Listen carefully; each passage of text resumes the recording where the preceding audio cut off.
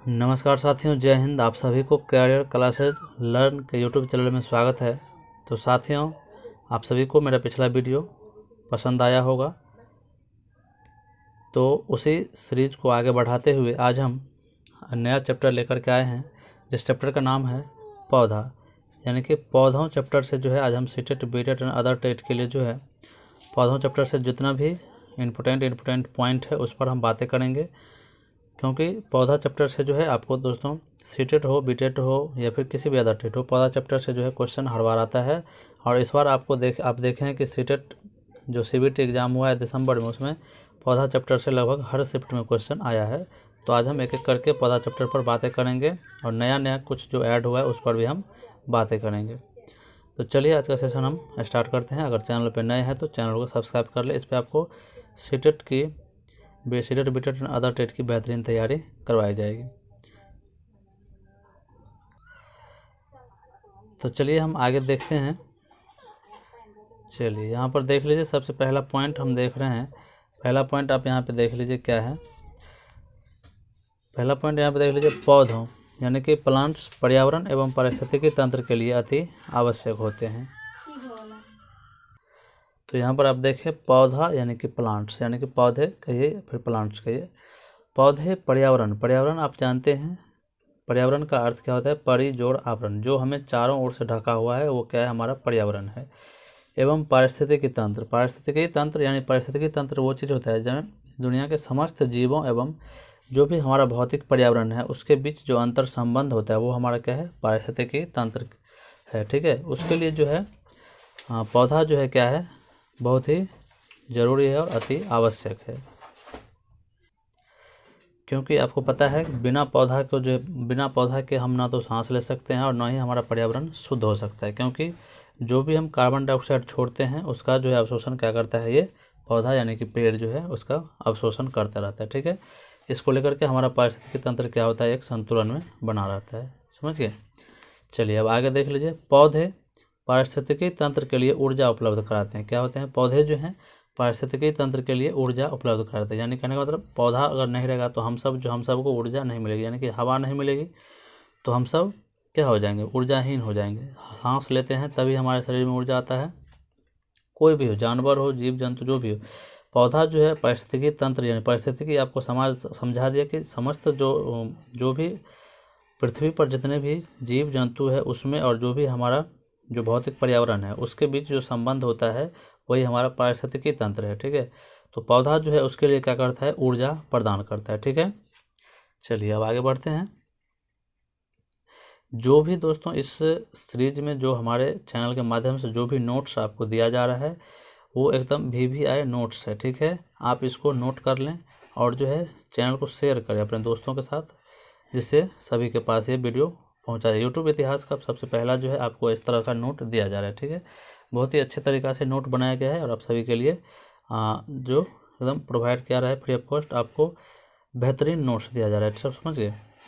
चलिए अगला पॉइंट अब देख लेते हैं। क्या है कि मनुष्य तथा जीव जंतु भी अपने खाद्य पदार्थों का अधिकांश भाग पेड़ पौधे से प्राप्त करते हैं। हम मनुष्य जो हैं और जीव जंतु है ये क्या होते हैं? अपने खाद्य पदार्थ का जो भी खाना खाते हैं उसका जो अधिकांश भाग क्या करते हैं? पेड़ पौधे से प्राप्त करते हैं। इसलिए हमें बच्चों को जो है बाल्यावस्था में जो है बच्चों को क्या होना चाहिए? पेड़ पौधे से ज़्यादा लगाव होता है, तो हमें पेड़ पौधों की शिक्षा उसको क्या करनी चाहिए? बाल्यावस्था में ही बालक को देनी चाहिए। ठीक है, इससे क्या होता है कि वो बालक जो है क्या करती है? उस पेड़ पौधे के बारे में, विषय के बारे में जानकारी लेती है और उसके बारे में जानते हैं और क्या करते हैं? पौधे क्या होता है? पौधे जो होता है बालक के लिए जो है लाभकारी होता है। ठीक है, इसीलिए हमें बच्चों को शुरुआत में ही पौधे के जो है पौधे के बारे में बताना चाहिए, पौधे के संरक्षण के बारे में बताना चाहिए। ठीक है, पौधे के लाभ हानि जो भी है उसके बारे में हमें उसे बताना चाहिए। ठीक है, जहाँ तक कि पौधे से लाभ ही होता है ज़्यादातर, समझ गए, हानि बहुत ही कम देखने को मिलता है। चलिए अब आगे बढ़ते हैं।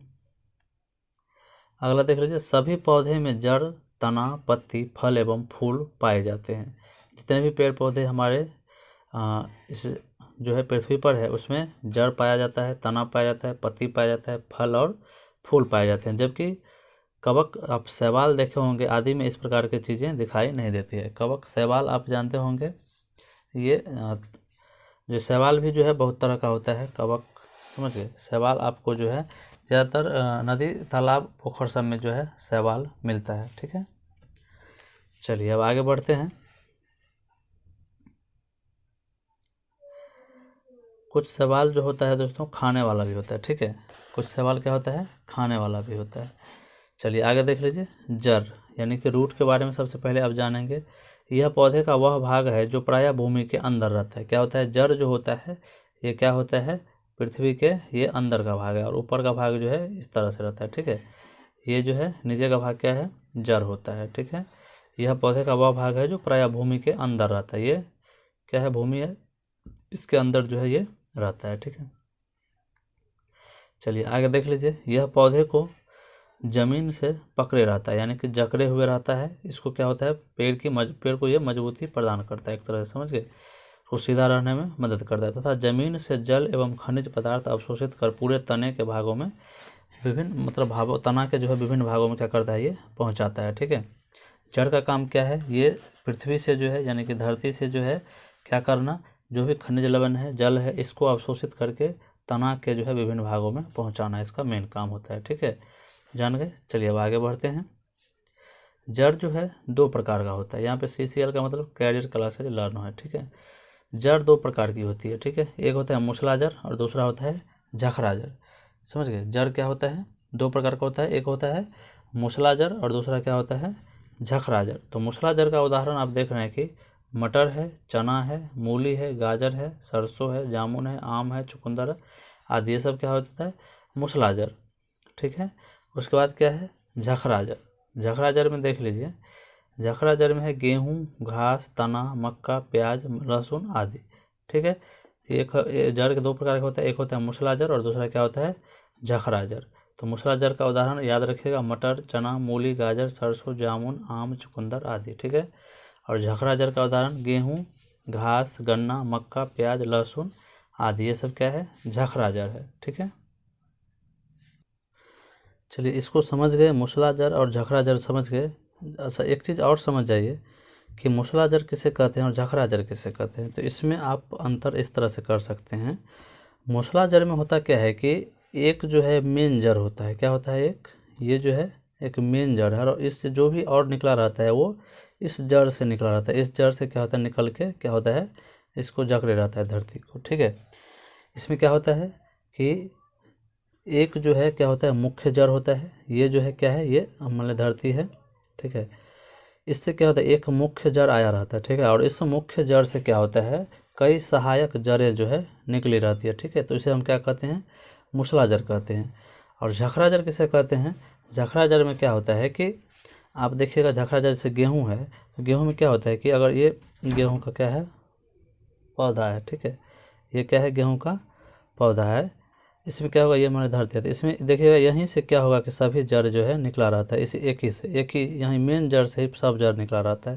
तो इसे क्या कहते हैं हम, झखरा जड़ कहते हैं या फिर रेशेदार जड़ कहते हैं। इसका दो नाम है, ठीक है। एक तो झखरा जड़ और इसका दूसरा नाम रेशेदार जड़ है, ठीक है। तो ये एग्जाम्पल याद रखिएगा, ठीक है। क्योंकि घास में भी उसी तरह से होता है, गन्ना में भी, मक्का में भी देखिएगा एक ही जड़ से सभी निकला रहता है, ठीक है।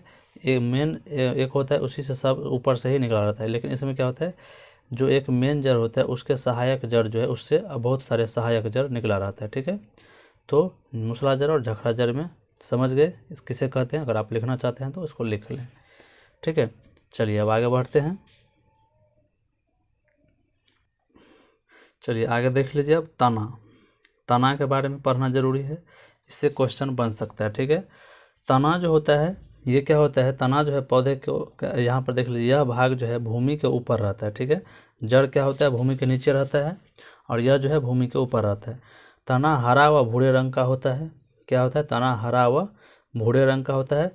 तने से जो है टहनियाँ एवं पत्तियाँ निकली रहती है, ठीक है। तने से, जैसे अगर ये पेड़ है, ठीक है, इस तरह से ये पेड़ है, इससे क्या होता है कि अगर मान लीजिए ये इस तरह से है, तो इससे क्या होता है, विभिन्न तरह से क्या होता है, ये मतलब तना से जो है क्या होता है, ये मान लीजिए मेन तना है, इससे क्या होता है, मतलब इससे जो टहनियाँ और इसके क्या होते हैं, पत्ते निकले रहते हैं, ठीक है। ये तना की विशेषता है, ठीक है। चलिए और तना के बारे में एक दो पॉइंट पढ़ते हैं। तना जो है पौधे को क्या करता है, आकृति प्रदान करता है। क्या होता है तना जो होता है ये क्या है, पौधे को आकृति प्रदान करता है, समझ गए। ये क्या करता है, पौधे को आकृति प्रदान करता है। यह जल जो है, यह जल और खनिज लवण को क्या करता है, एवं भोजन का क्या करता है, संग्रह संवहन का मार्ग, ठीक है। ये जो है जहाँ जड़ से जो है जो खनिज लवण अवशोषित करके, जल अवशोषित करके जड़ जो है ऊपर पहुँचाता है, तो यही जो है क्या करता है, तना में आते ऐसे तना जो है क्या करता है, टहनी के साथ पत्ती में क्या करता है, ये चीज़ पहुँचाता है, समझ गए। चलिए आगे देख लीजिए। यहाँ पर है, यह जड़ द्वारा लाया गया जल एवं खनिज पदार्थों को पत्ते एवं पौधे के अन्य भाग में पहुँचाता है। बताए हैं अभी क्या करता है, यह जड़ द्वारा जो लाया गया जल एवं खनिज पदार्थ होता है, खनिज लवण होता है, उसको क्या करता है, तना द्वारा जो है पत्ती एवं पौधे के विभिन्न भागों में पहुँचाता है, ठीक है। चलिए अब है, कुछ पौधे के तने जो है भूमिगत होकर भोजन संग्रहण भी करते हैं। कुछ पौधे के जो तने होते हैं वो क्या होता है, भूमिगत होकर भोजन संग्रहण भी करते हैं, समझ गए। चलिए अब आगे देख लीजिए। यहाँ पर जो पूछा जाता है एग्ज़ाम में कि जो कौन सी जो है सब्जी हो, चाहे कौन सा ऐसा चीज़ है जिसका हम तना खाते हैं, ठीक है। तो यहाँ पर आलू, अदरक, प्याज, लहसुन, गन्ना आदि के तने ज़मीन के अंदर होते हैं जिसे हम खाते हैं, ठीक है। आलू, अदरक, प्याज, लहसुन, गन्ना आदि के तने क्या होते हैं, ज़मीन के अंदर होते हैं, इसको हम खाते हैं। यही चीज़ अभी बताए हैं ऊपर आपको कि कुछ पौधे के तने जो होते हैं वो भूमिगत होकर भोजन संग्रहण भी करते हैं, ठीक है। तो ये चीज़ है, ठीक है। आलू, अदरक, प्याज, लहसुन, गन्ना आदि इस सब को क्या करते हैं, हम तना खाते हैं। क्या खाते हैं, तो तना खाते हैं, ठीक है। चलिए याद रखिएगा, एक एक पॉइंट दोस्तों आप सभी के लिए इम्पोर्टेंट होने वाला है, तो आप लोग लिखते चले इसको। चलिए अब पत्ती के बारे में पढ़ेंगे, LEAVES, लीव्स के बारे में, ठीक है, लीव्स के बारे में। चलिए लीव्स के बारे में पहला पॉइंट देख लीजिए। पत्तियां तनों व टहनियों के सहारे निकलती है। पत्तियां क्या होता है, तनों व टहनियों के सहारे निकलती है। पत्तियां मुख्य रूप से हरे रंग की होती है, ठीक है। पत्तियां मुख्य रूप से हरे रंग की होती है, लेकिन और भी कलर का होता है। जैसे यहाँ पर देख लीजिए, कुछ पौधे की पत्तियां जो होता है लाल होता है, बैगनी होता है तथा पीले रंग के भी होते हैं, ठीक है। इसका काम क्या है, मेन इसका महत्व क्या है पौधा में, ये देख लीजिए। पत्तियां सूर्य की रोशनी में जल और कार्बन डाइऑक्साइड की सहायता से प्रकाश संश्लेषण करती है, ठीक है। पत्तियां क्या करती है, सूर्य की रोशनी में जो है जल और कार्बन डाइऑक्साइड की सहायता से प्रकाश संश्लेषण करती है, समझ गए। इतना समझ गए आप लोग। तो यहाँ पर यह भी समझ लीजिए कि प्रकाश संश्लेषण क्या है। सबसे पहले प्रकाश संश्लेषण समझिए। जो प्रकाशीय ऊर्जा, जो सूर्य से हमें प्रकाशीय ऊर्जा मिलती है, उसको रासायनिक ऊर्जा में परिवर्तित करने की क्रिया को हम क्या कहते हैं, प्रकाश संश्लेषण कहते हैं, ठीक है। प्रकाश संश्लेषण किसे कहेंगे, जो प्रकाशीय ऊर्जा जो सूर्य से मिलती है उसको रासायनिक ऊर्जा में परिवर्तित करने की क्रिया को हम प्रकाश संश्लेषण करते हैं। तो ये काम जो है कौन करता है, पत्ता करता है, ठीक है, हरी पत्ती। चलिए हरी पत्ता जो हरा होता है वो क्लोरोफिल के कारण होता है, ये पॉइंट लिख लीजिएगा। पत्ता हरा होता है क्लोरोफिल के कारण। देख लीजिए, पत्ता, इससे पौधे में भोजन का निर्माण होता है। पत्ता से क्या होता है, पौधे में भोजन का निर्माण होता है। कैसे भोजन का निर्माण करता है, तो वो सूर्य से जो है रोशनी क्या करता है, सूर्य से रोशनी, यहाँ पर हम बताएं कि सूर्य से रोशनी और जल और कार्बन डाइऑक्साइड की सहायता से क्या करता है, ये प्रकाश संश्लेषण की क्रिया द्वारा क्या करता है, भोजन का निर्माण करता है, समझ गए। पत्तियों से जो जलवाष्प बाहर निकलती है उसे वाष्पोत्सर्जन कहा जाता है। आपको पता है जड़ जो है जल को ऊपर पहुंचाता है, तना क्या करता है, टहनियाँ और पत्तियों में क्या करता है, जल पहुंचाता है। तो यही जल जब पत्ती से जो है जलवाष्प बन के निकलता है तो उसे हम क्या कहते हैं, वाष्पोत्सर्जन कहते हैं। क्या कहते हैं, वाष्पोत्सर्जन। चलिए यहाँ पर देख लीजिए, लाल रंग के प्रकाश में प्रकाश संश्लेषण की क्रिया सबसे अधिक होती है। क्या होती है, लाल रंग के प्रकाश में प्रकाश संश्लेषण की क्रिया सबसे अधिक होती है। और दूसरा जो है सबसे अधिक प्रकाश संश्लेषण की क्रिया जो होता है वो जो होता है बैगनी रंग में होता है। लाल रंग के बाद जो होता है बैगनी रंग में सर्वाधिक जो है प्रकाश संश्लेषण की क्रिया होता है, ठीक है। और हरे रंग के प्रकाश में प्रकाश संश्लेषण की क्रिया पूरी तरह से बंद हो जाती है, समझ गए, यानी कि रुक जाती है। हरे रंग के प्रकाश में प्रकाश संश्लेषण की क्रिया पूरी तरह क्या होता है कि रुक जाती है। ये याद रखें, ये सब इम्पोर्टेंट पॉइंट है दोस्तों आगे के एग्ज़ाम के व्यूज से, क्योंकि अब जो है EVS में अब जो है सीमित नहीं रह गया, अब ये भास्ट होते चला है, ठीक है। तो अब जो आगे के एग्ज़ाम को देखते हुए आगे के एग्ज़ाम के पॉइंट ऑफ व्यू से हम जो है पॉइंट सब आपके लिए लेके आए हैं, ठीक है। चलिए आगे देख लीजिए, नागफनी यानी कैक्टस में क्या होता है, प्रकाश संश्लेषण की क्रिया तने में होती है। कहाँ होती है, तने में होती है, क्योंकि उसकी पत्तियां जो है कांटेदार होती है। ठीक है, जिसमें कांटेदार पत्तियां होता है उसका तना जो है प्रकाश संश्लेषण की क्रिया करता है। ठीक है, और कैक्टस के पौधे के बीच में, कैक्टस के कांटों के बीच में कौन घोंसला बनाता है, तो आपको बताए हुए थे फाख्ता जो होता है वो क्या करता है, कैक्टस के कांटों के बीच जो है अपना घोंसला बनाती है। कौन कौन सी पक्षी है, जो है फाख्ता जो है वो क्या करती है, कैक्टस के कांटों के बीच जो है अपना घोंसला बनाती है। ये भी हम आपको पिछले चैप्टर में हम पढ़ा दिए हैं, समझ गए। कैक्टस के कांटों के बीच कौन घोंसला बनाता है, तो फाख्ता। चलिए अब कैक्टस का कांटा या फिर मेहंदी के मेड़ के बीच में जो है घोंसला बनाती है। चलिए अब फूल के बारे में पढ़ेंगे। फूल देख लीजिए, फ्लावर। फूल जो है किसी भी पौधा के लिए बहुत ही जो है इम्पोर्टेंट होता है, क्योंकि फूल से ही क्या होता है, बीज का निर्माण होता है। समझ गए, फूल जो है क्या करता है, बीज का निर्माण करता है। किसी किसी में फूल जो है परागकोश मतलब परागण की क्रिया से क्या होता है, वो प्रजनन करता है। ठीक है, तो आगे हम पढ़ते हैं। फूल नए पौधे के विकास में क्या होता है, ये सहायक होता है। क्या होता है, फूल जो है नए पौधों के विकास में क्या होता है, ये सहायक होता है। ठीक है, चलिए आगे देखते हैं। चलिए आगे देख लीजिए यहाँ पर कि फूल पौधे के प्रजनन अंग होते हैं। क्या होते हैं, फूल जो होते हैं ये पौधे के क्या होते हैं, प्रजनन अंग होते हैं। फूल के कई भाग होते हैं, बाह्य दल, पंखुड़ियाँ, स्त्री केसर और पुंकेसर आदि। यहाँ पर देख लीजिए 4 भाग होते हैं, आप देख रहे हैं, इसको आप याद रखिएगा। बाह्य दल, पंखुड़ियाँ, स्त्री केसर, पुंकेसर। तो यहाँ पर आपको हम समझाने की कोशिश किए हैं। तो ये जो है हम एक फूल बनाए हैं।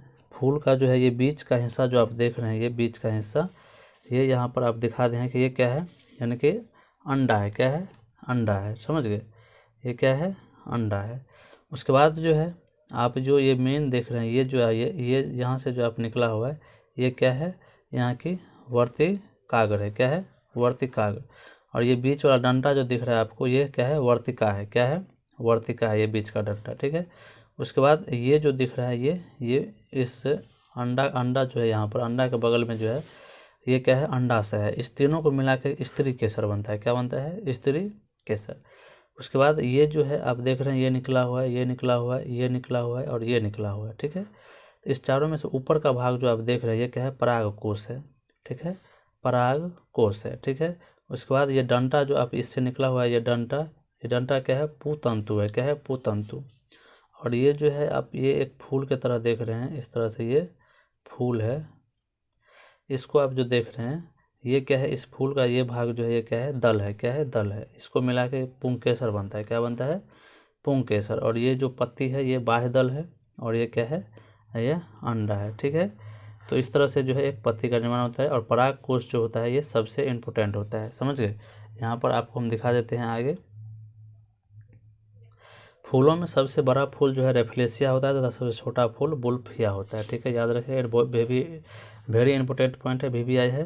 फूलों में सबसे बड़ा फूल जो है रेफ्लेसिया होता है, यानी कि, और सबसे छोटा जो फूल होता है वो बुल्फिया होता है। ठीक है, परागण की प्रक्रिया फूल द्वारा ही संपन्न होती है। परागण के द्वारा ही क्या होता है, एक मतलब बीज से दूसरे बीज का निर्माण होता है। ठीक है, यानी कि एक फूल से दूसरे फूल, एक पौधा से दूसरा पौधा बनता है, इस परागण की क्रिया के द्वारा है।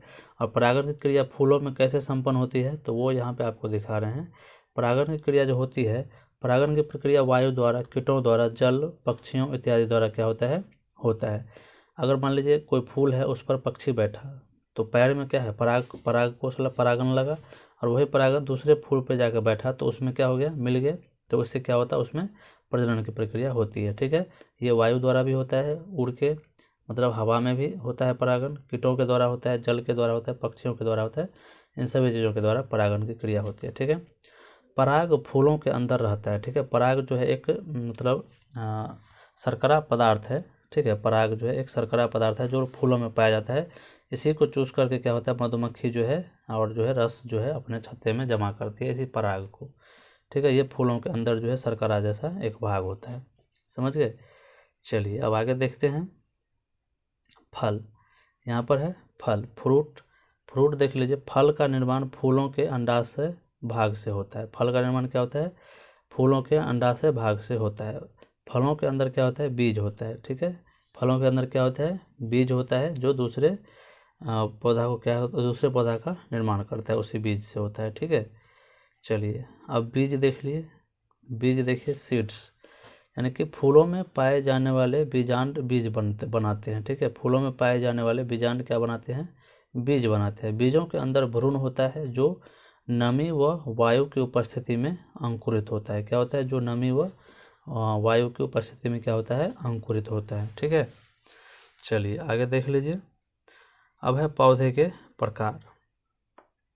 क्या है, पौधे के प्रकार। यहाँ पर देख लें, पौधे के प्रकार में पहला हम लिखे हैं शाक, यानी कि हर्ब्स। क्या लिखे हैं, हर्ब्स। ये जो है आकार में बहुत छोटे होते हैं। ये क्या होते हैं, आकार में बहुत ही छोटे होते हैं। जैसे धनिया हुआ, मेथी हुआ, पालक हुआ, आदि हुआ।